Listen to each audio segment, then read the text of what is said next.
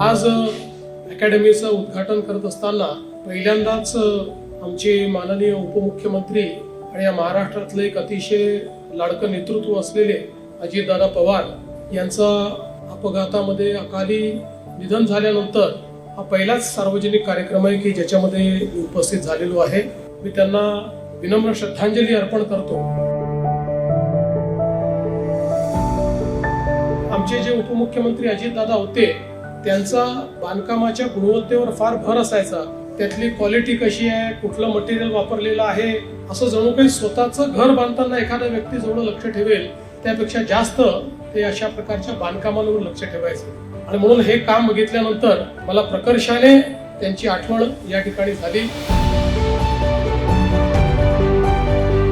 मी खरोखर बार काउन्सिलचं अतिशय मनापासून अभिनंदन करू इच्छितो की त्यांनी पहिल्यांदा तर देशामध्ये पहिला निर्णय त्यांनी घेतला की ॲडव्होकेट्स अकॅडमी आपण सुरू केली पाहिजे.